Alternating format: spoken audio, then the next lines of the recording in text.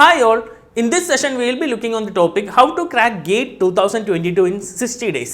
അപ്പോൾ എല്ലാ ഗേറ്റ് ആസ്പിറൻസിൻ്റെ ആഗ്രഹമാണ് എന്ത് ഗേറ്റ് എന്ന് പറഞ്ഞാൽ ഫസ്റ്റ് അറ്റംപ്റ്റ് ക്രാക്ക് ചെയ്യുക, നല്ല മാർക്കോടുകൂടി ക്രാക്ക് ചെയ്യുക എന്നുള്ളത്.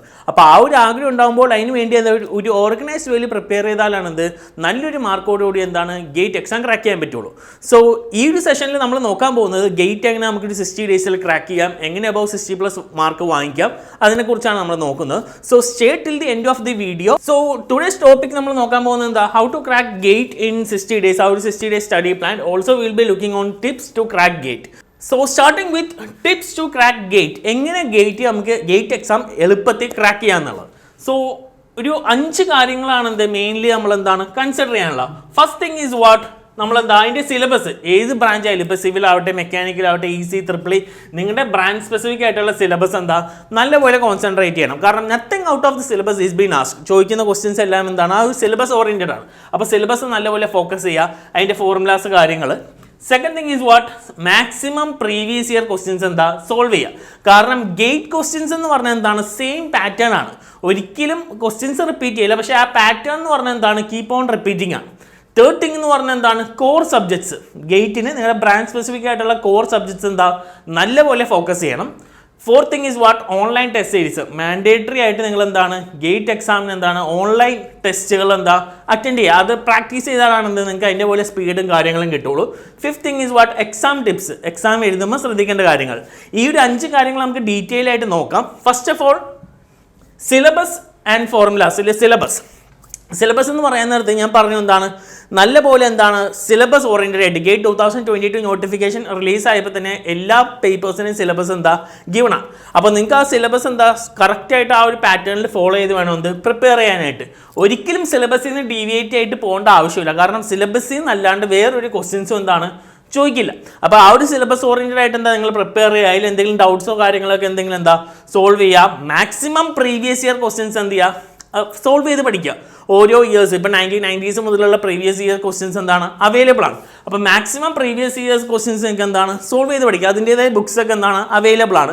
ആ ഗൈഡുകൾ യൂസ് ചെയ്തിട്ട് നിങ്ങൾ എന്ത് ചെയ്യുക മാക്സിമം ക്വസ്റ്റ്യൻസ് എന്താ സോൾവ് ചെയ്യുക. Second thing is what formulas. ഗേറ്റിന് ഏറ്റവും ഇമ്പോർട്ടൻ്റ് ആണ് എന്ത് ഫോർമുലാസ്. കാരണം നമുക്ക് നോർമൽ ബിടെക്കിലെ പോലെ പ്രോബ്ലംസ് സ്റ്റെപ്പ് ബൈ സ്റ്റെപ്പ് ഒന്നും വേണ്ട, കറക്റ്റ് ഫോർമുല അറിയണം, അതിനനുസരിച്ച് എന്താ ഫട്ടാഫട്ട് നമ്മൾ സോൾവ് ചെയ്യണം.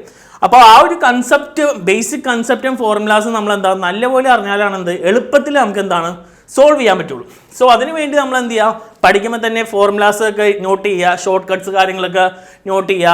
ഏറ്റവും ലാസ്റ്റ് എക്സാമിൻ്റെ തലേ ദിവസമൊക്കെ നിങ്ങൾക്ക് എന്ത് ചെയ്യുക റിവൈസ് ചെയ്യാനായിട്ട് എന്താ ഫോർമുലാസ് ആണ് വേണ്ടത്.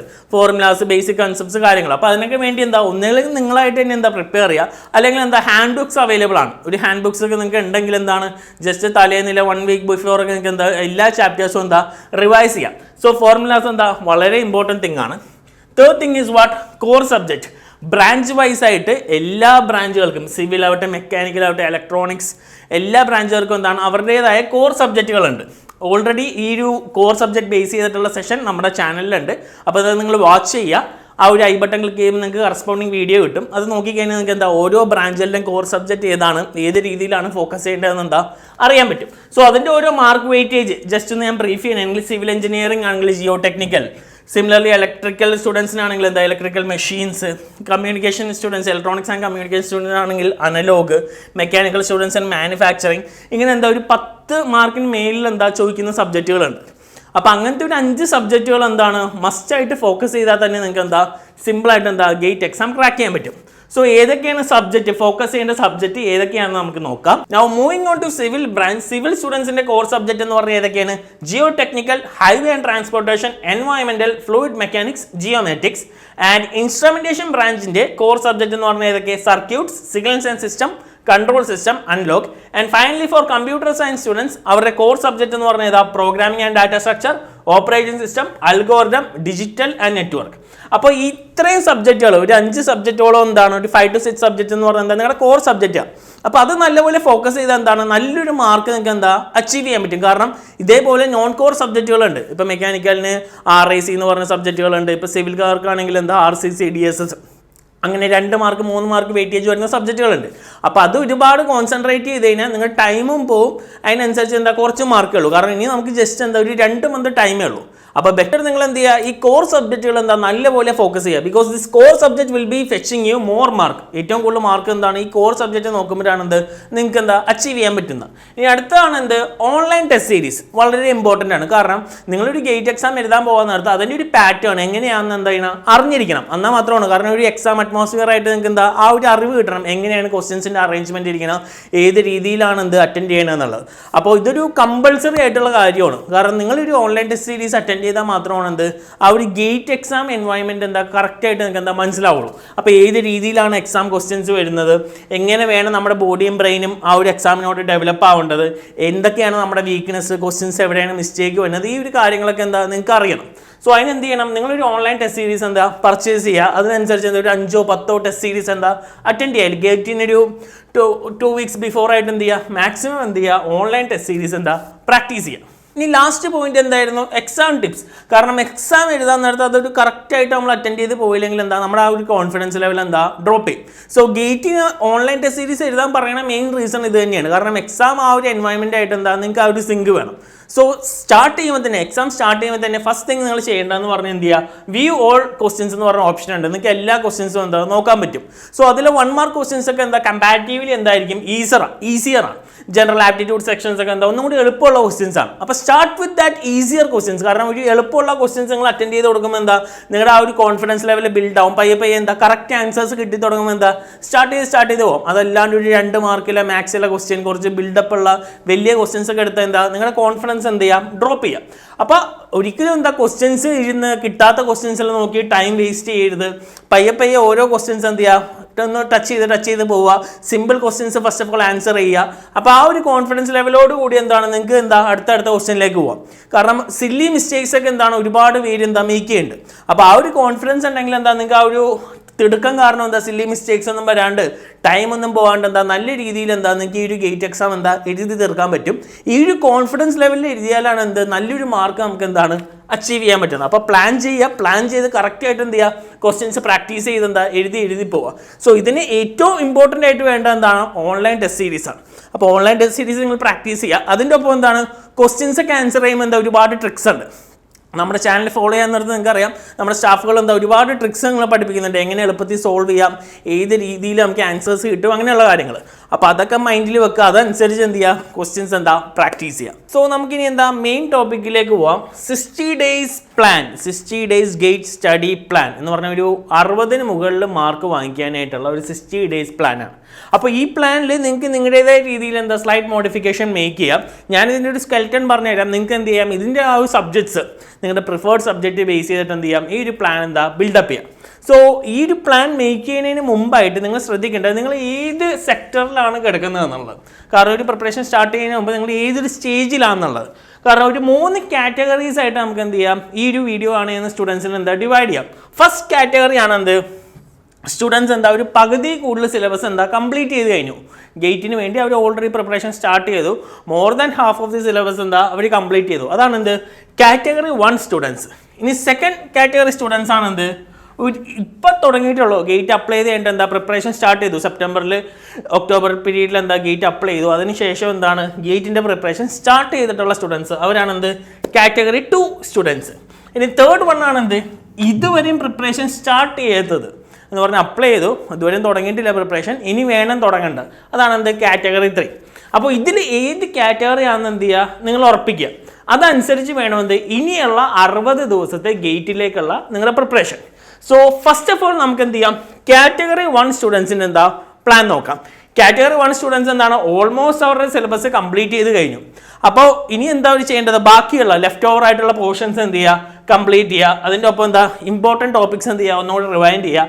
മെയിൻ തിങ് എന്ന് പറഞ്ഞാൽ എന്ത് ചെയ്യുക പ്രീവിയസ് ഇയർ ക്വസ്റ്റ്യൻസ് ഒരു 15 കൊല്ലത്തെ പ്രീവിയസ് ഇയർ ക്വസ്റ്റ്യൻസ് എന്ത് ചെയ്യുക സോൾവ് ചെയ്യുക. അതനുസരിച്ച് എന്ത് ചെയ്യുക അതിൻ്റെ പാറ്റേൺസ് എന്താ പഠിച്ചു വെക്കുക. അതിനോടൊപ്പം തന്നെ എന്ത് ചെയ്യുക മോക്ക് ടെസ്റ്റ് ഏറ്റവും ഇമ്പോർട്ടൻറ്റ് തിങ് ആണ് എന്ത് ടെസ്റ്റ് സീരീസ് എന്ത് ചെയ്യുക പ്രാക്ടീസ് ചെയ്യുക.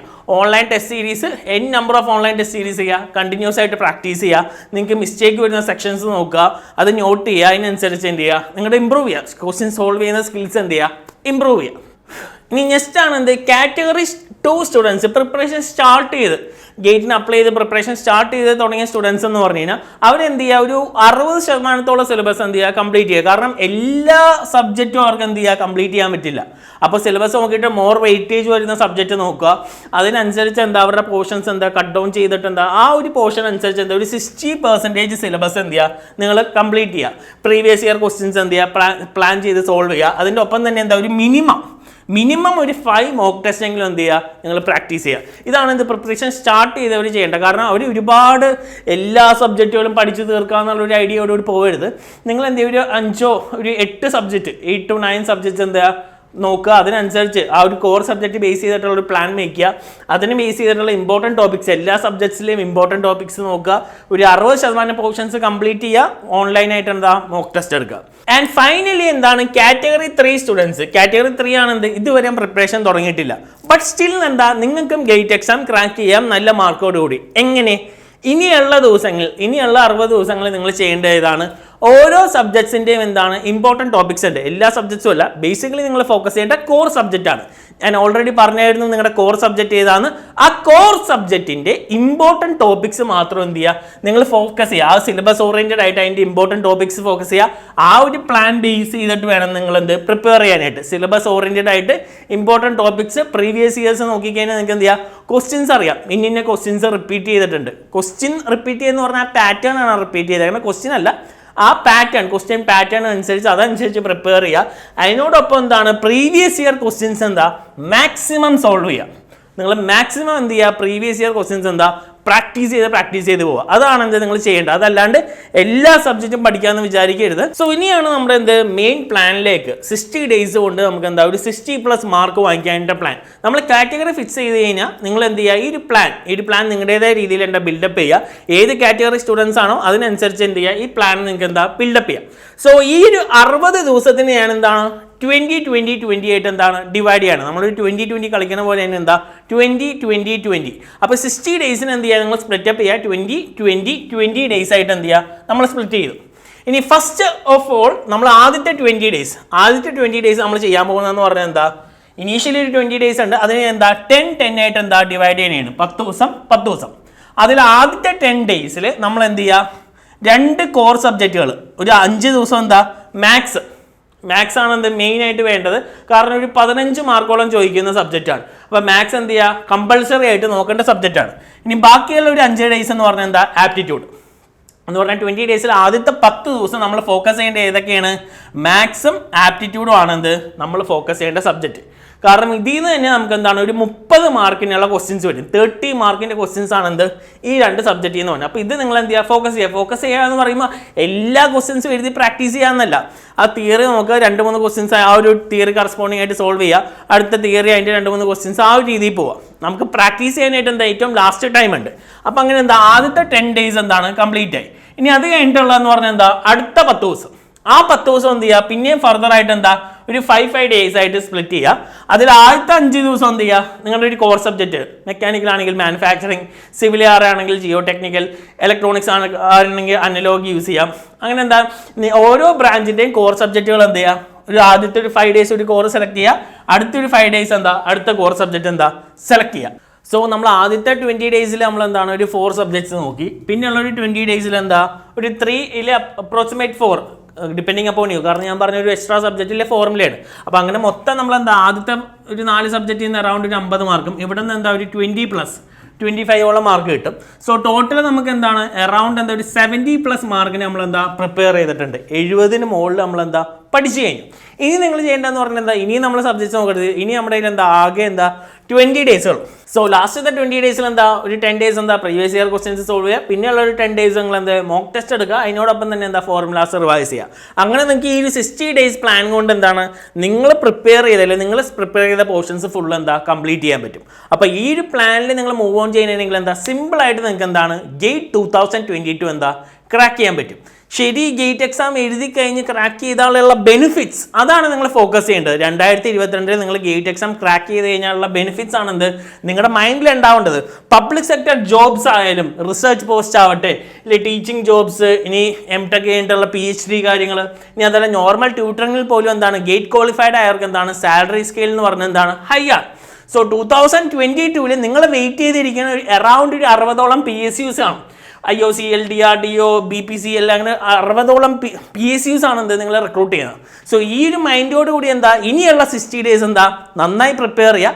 അതിന് നമ്മുടെ ചാനൽ കീപ്പ് ഓൺ വാച്ചിങ് ചെയ്യുക. അതിൽ ഒരുപാട് അപ്ഡേറ്റ്സും ഒരുപാട് ട്രിക്സും നമ്മുടെ ഫാക്കൽറ്റീസ് പുട്ട് ഓൺ ചെയ്യുന്നുണ്ട്. അപ്പോൾ അത് വാച്ച് ചെയ്യുക, അത് നല്ലപോലെ പ്രിപ്പയർ ചെയ്യുക. അതിനനുസരിച്ച് പ്രിപ്പയർ ചെയ്താൽ എന്താ നിങ്ങൾക്ക് ഈസി ആയിട്ട് സ്കോർ ചെയ്യാം, ഈസി ആയിട്ട് എന്താ ഗേറ്റ് ക്രാക്ക് ചെയ്യാം. So learn at your pace, learn at your place with once app. So thank you.